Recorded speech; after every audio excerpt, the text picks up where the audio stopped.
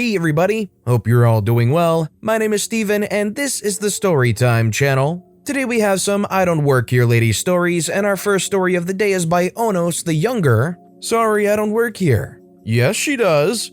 I am lucky enough to live somewhere with 0 cases of COVID.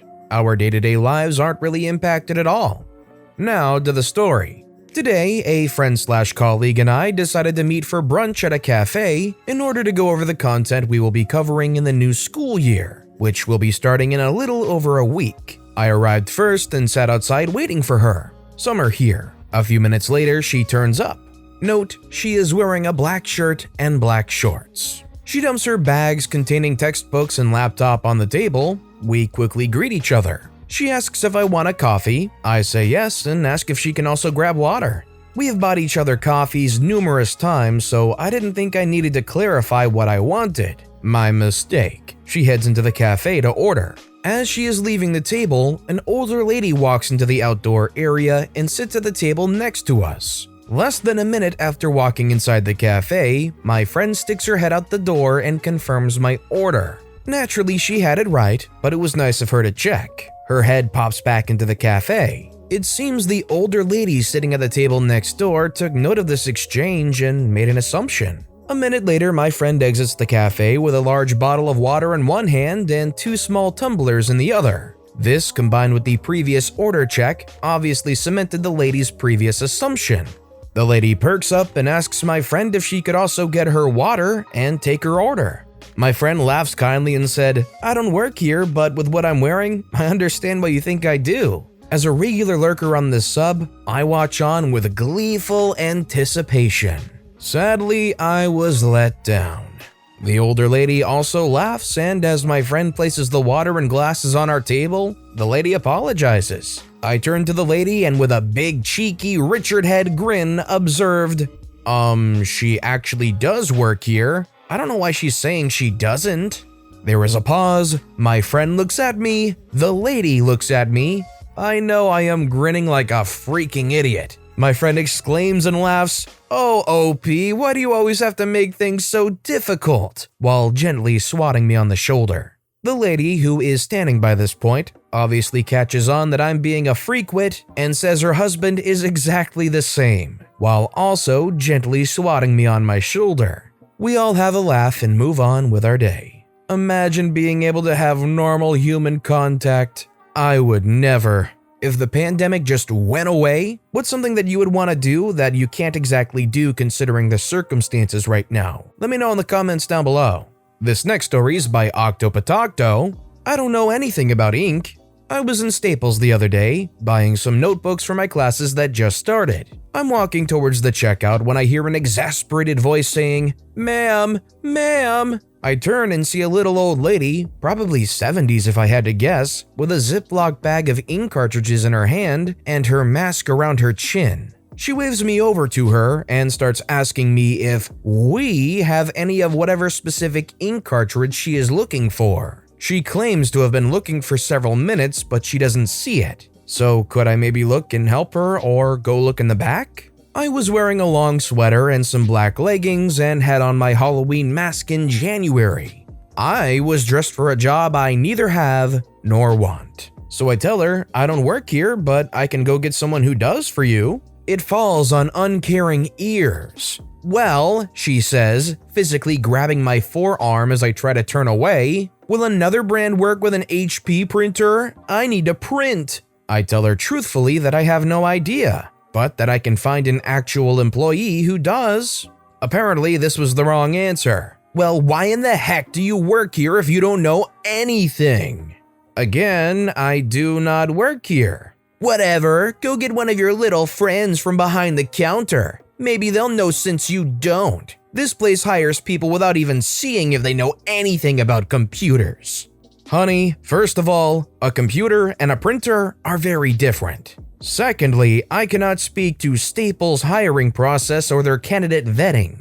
Lastly, and perhaps most importantly, I still don't work here. So I go grab my co-worker and explain the situation to him. We shared a little laugh over it, and he went to receive what I am sure was more abuse. I proceed to check out, thinking my adventure over and lamenting that my boyfriend wasn't here to laugh about it with me at the time.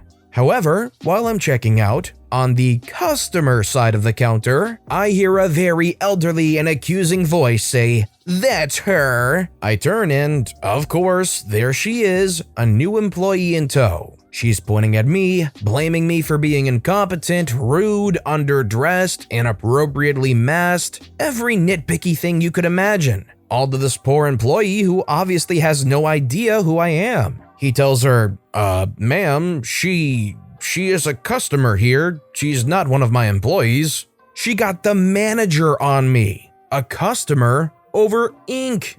She ranted for a few minutes, insisted that we were all lying about me not working there in order to cover up the problem, and then stormed out with her little Ziploc bag of used cartridges. And I gained a funny little story to tell my friends at D&D that night. I guess OP rolled a D1 on persuasion. In reality, I don't think there's much you can do to help these kinds of people. You kinda just have to roll with the blows and just try and outlast it. Our next story is by Knight of a Micronation. Guy in armor? Must be in charge. So a bit of backstory. Back in 2018, when this occurred, I had saved up quite a bit of money from my job as a shift lead in the food service industry. So what did I, a 17-year-old male, do with that money? I bought a suit of steel-plate armor, helmet and all, something I had always wanted to do since I knew what a knight was. I had bought it primarily to wear at the local Renaissance festival, but took every opportunity to put it on that I could. And this wasn't some thin ceremonial or LARP stuff, it was the real deal. 16-gauge steel, thick leather straps, over 100 pounds altogether. It could stop a sword. At the time, and currently, I stood at 6 feet 5 inches and weighed a grand total of 140 pounds, soaking wet. Not the most intimidating on my own, but with the armor on, I was scary as freak, or so people have told me. Anyways, on to the story. That October, my mom signed my entire family up to volunteer at a nearby hospital's trunk or treat the Saturday before Halloween, a night I had off from work. So I suited up, the rest of my family got into their Renfest costumes, and off we went. When we arrived, we reported to the event director, the real manager, and were assigned our duties. My parents were to hand out candy from the back of their car and keep an eye on the kids walking through, like most of the adults. The youngest of my siblings, 11-year-old girl, was sent to help oversee some of the games going on inside and around the hospital. And the oldest, 15-year-old female, was sent with me. And what was my wondrous task? Glorified traffic cone. My job was to stand at one of the entrances to the portion of the parking lot the event was taking place in and keep cars from driving through. Here to join the trunk or treat? Go around the hospital to the exit side of the lot and someone else will direct you further. Just trying to leave the hospital? Sorry, bud, you're gonna have to turn around. No exit here. There was another entrance, but other volunteers took care of it, and mine was where the line of trunk-or-treaters would wait while another group went through. It did make sense to put me there, though. If you didn't notice the glow-stick lanyard all volunteers were wearing, you definitely noticed the hulking 6'5" guy encased in reflective steel standing in your headlights. And if you somehow didn't, I had a much better chance of surviving getting hit. So there I stand for 2.5 hours, directing traffic and taking pictures with a fair few of the kids waiting in line. Most were a bit scared of me, but with some encouragement from their parents, and a lift of my helmet's visor to show that I was, indeed, a person under all the metal, they became very excited to meet a real knight. So sometime between 2.5 and 3 hours on duty, I hear a bit of yelling coming from the other parking lot entrance. I didn't think much of it because there are a lot of people around being loud, especially kids. So I keep on keeping on. Then a moment later, just as I finish another photo op, there's a tap on my pauldron, shoulder armor. I turn and there stands one of the volunteers from the other entrance looking a bit exasperated.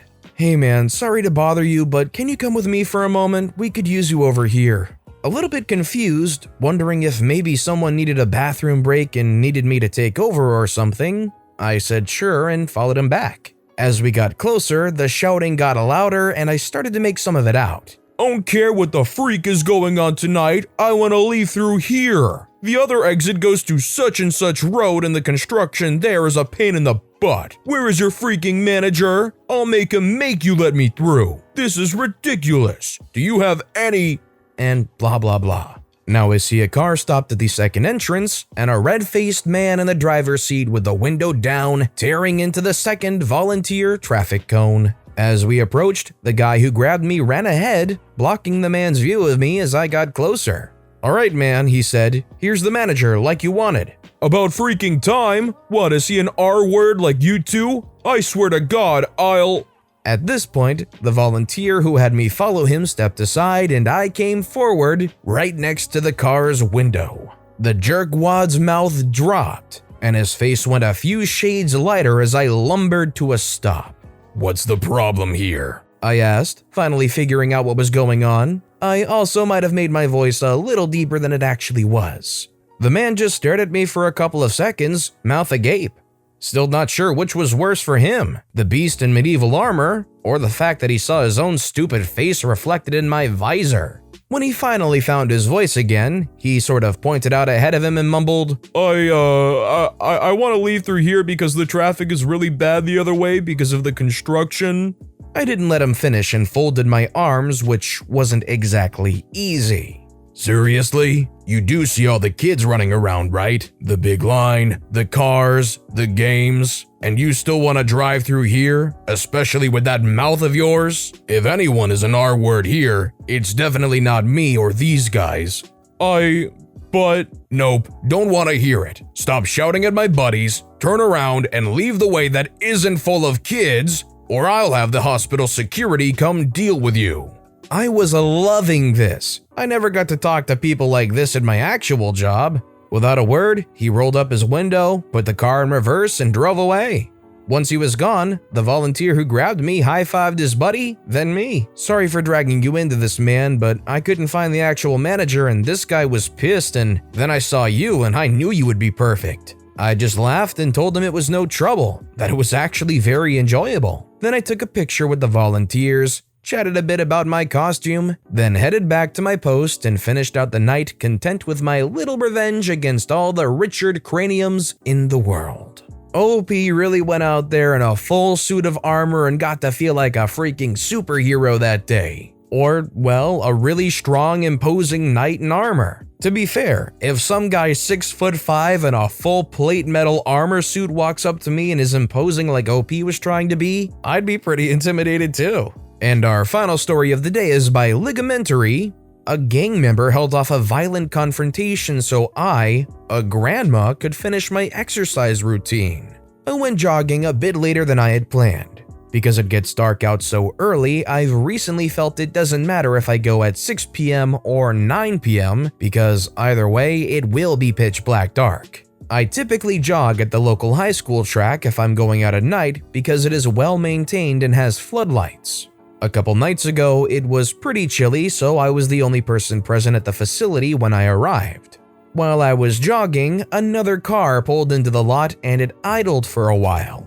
I didn't really pay attention, I was focused on my run and some intermittent stretches for joint pain I've been trying to keep in check. Eventually, another car pulled up as well, and shortly thereafter, I heard some commotion. It was far enough away that I couldn't make out exactly what was being said, but some parts were loud enough that I made out a conversation to the effect of, "They've got someone out here, we've gotta go." Someone followed up with, "No way, she works here." I wasn't really listening because it was hard to hear and I figured it didn't concern me. Then though, a young man in a brightly colored hoodie you couldn't miss leaned over the chain link fence around the track and called out, "Yo grandma," which I ignored.